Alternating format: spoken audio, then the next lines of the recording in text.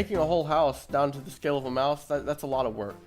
It's a very open level, and you run into a lot of challenges when you're making it, because once you get into making it into a game, you have to say, well, I can't just have this huge open world with things we're doing. I have to make it into a narrative path. So I had to find a way to condense what we had into a level structure that somebody can understand to get from point A to point B.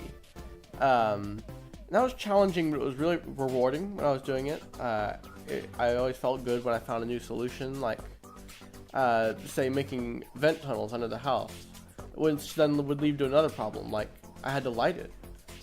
You can have vent tunnels under your house all you want, but there's no light bulbs down there, so I had to find a way to get through that. So my job was basically to make sure that the game functioned and worked like as a game, so that you could move around, jump, and all that fancy stuff, as well as collect cheese.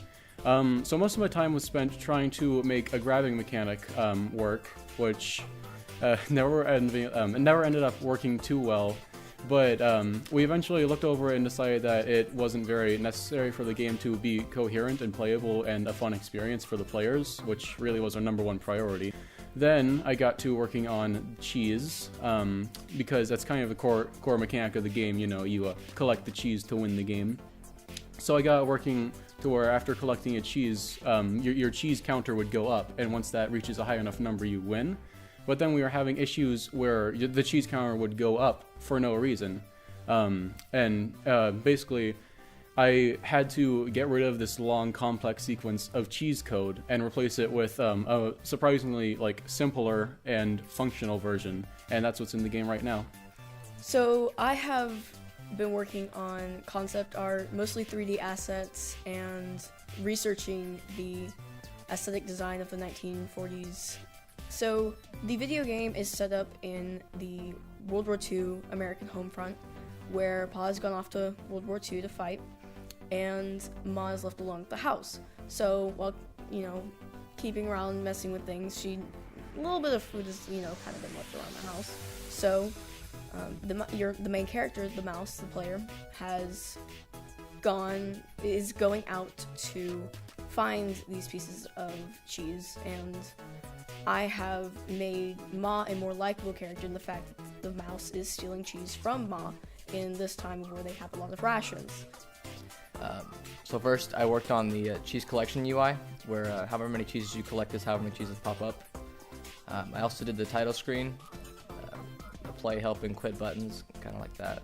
I also did the reticles for what was supposed to be the cheese grabbing mechanic, but we never ended up implementing that, so those will be in the game. And then I also tried texture design in Substance Designer 5, but that didn't work out, so I just stuck to UI design. We at Brute Rare designed this game over a period of about 3 months for Skills USA, and the first area that we wanted to implement was the living room. The living room was nice and open, which gives the player a bit of freedom, and as soon as you come out the door, you find something that is essential to your progression through the game. That's the first piece of cheese. Getting that piece of cheese, you have to move in a direction so that you'll see the next one in the distance, kind of breadcrumbing you to where you need to go.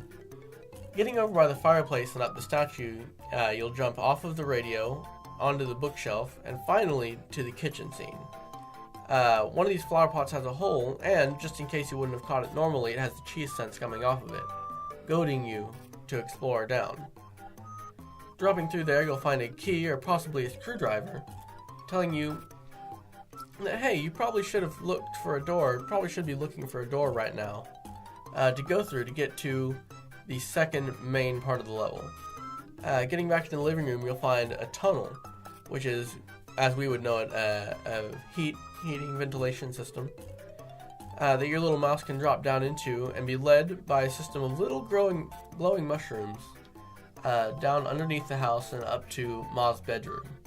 Once you're through the chest of drawers and onto the box on the other side, you'll find your second to last piece of cheese waiting for you. And as your progression, you'll see a hole leading you into the bathroom.